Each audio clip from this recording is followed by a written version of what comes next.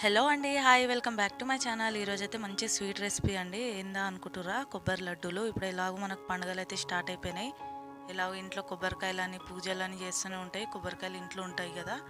అందుకని నేనైతే ఒక మంచి స్వీట్ రెసిపీ అయితే చూపిద్దామని అయితే మీతో షేర్ చేస్తున్నా. అయితే బెల్లం కొబ్బరి లడ్డూలు అండి. చాలా సాఫ్ట్గా వస్తాయి. 10-15 మినిట్స్లో అయితే చేసుకోవచ్చు. ఇప్పుడైతే మనము కొబ్బరి లడ్డూలు ఎలా చేసుకోవాలో చూపిస్తున్నానండి. మీరైతే చూసేయండి. మీకు కూడా నచ్చితే పక్కా ట్రై చేయండి. ఎలా వచ్చిందో నాకైతే కామెంట్ చేసి చెప్పండి. వీడియో మాత్రం స్కిప్ చేయకుండా పూర్తిగా చూసేయండి. ఇక్కడైతే నేను ఒక కొబ్బరికాయ మొత్తం తీసుకున్నా. కొబ్బరికాయ మొత్తం కట్ చేసుకోవాలి. ఇలా కట్ చేసుకొని చిన్న చిన్న పీసులు లెక్క మిక్సీ పట్టుకోవాలి. ఇలా మిక్సీ వేసేసుకోవాలి. మిక్సీలో మొత్తం పేస్ట్ లెక్క చేయొద్దు. ఇక్కడ చూపిస్తున్నా కదా, ఇలా చేసేసుకోవాలి.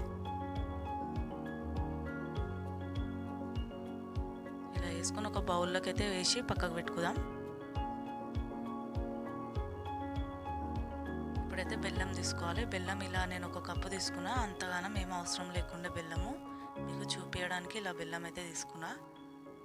ఇలా మంచిగా తురుముకొని బెల్లంని పక్కకు పెట్టుకోవాలి. ఇప్పుడు మనం ఫస్ట్ అయితే బెల్లంని కరిగించుకోవాలండి.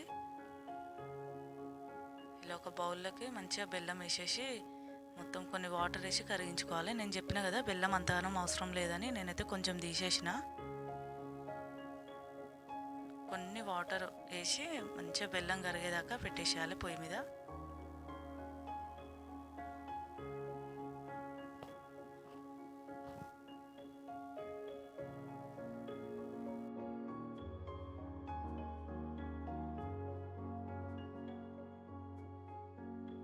ఇలా బెల్లం మొత్తం కరిగినాక మనము చెన్నితోని వడగట్టుకోవాలి.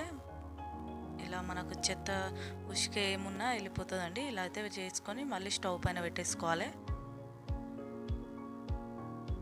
ఇక్కడ చూపిస్తున్నా కదా, ఇలా కొంచెం చిక్క అయ్యే వరకు అయితే మనం స్టవ్ పైన పెట్టుకోవాలి మంచిగా.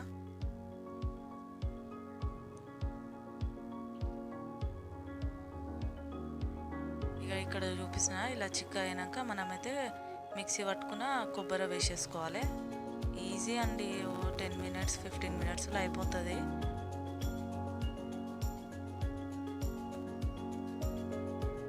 ఇలా కొబ్బరి వేసేసి మంచిగా మొత్తం లో ఫ్లేమ్ మీద ఉండాలి.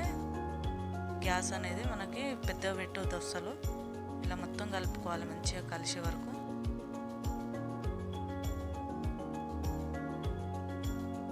ఇప్పుడైతే మనం కొంచెం ఇలాచీ వేసుకోవాలి. ఒక 2 ఇలాచీ దంచుకొని వేసేసుకోవాలి. ఒక 1 టేబుల్ స్పూన్ నెయ్యి కూడా వేసుకోండి. మీకు నచ్చితే నెయ్యి వేసుకోండి, లేకపోతే స్కిప్ చేసేయండి.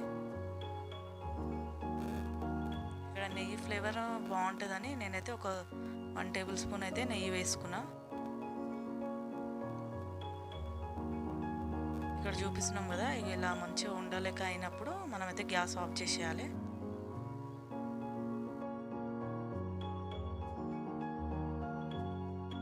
గ్యాస్ ఆఫ్ చేసి కొంచెం సేపు వదిలేయాలండి. కొంచెం గోరువెచ్చగా అయినప్పుడు అయితే మనం లడ్డూలు అనేది చేసేసుకోవాలి. చూడ్డానికి ఎంతో కలర్ఫుల్గా కనిపిస్తున్నాయి లడ్డూలు. ఇలా అన్నీ ఒక్కొక్కటి మొత్తం లడ్డూలు చేసి పక్కా మనము ఒక వారం రోజుల దాకా అయితే నిలువ ఉంటాయి లడ్డూలు అనేది. మనం పిల్లలకి ఈవినింగ్ పూట స్నాక్స్ లెక్క అలా ఒక్కొక్క లడ్డు చేతికి ఇచ్చేసినామంటే మంచిగా తినుకుంటూ ఆడుకుంటారు పిల్లలు. ఇలాగైతే అన్నీ చేసేసుకొని పక్కకు పెట్టేసుకోవాలి. ఒక బాక్స్లో స్టోర్ చేసుకున్నామంటే పక్కా వారం రోజుల దాకా అయితే ఉంటాయి. ఓకే అండి, అయిపోయింది. చూశారు కదా నేను చేసిన కొబ్బరి లడ్డూలు.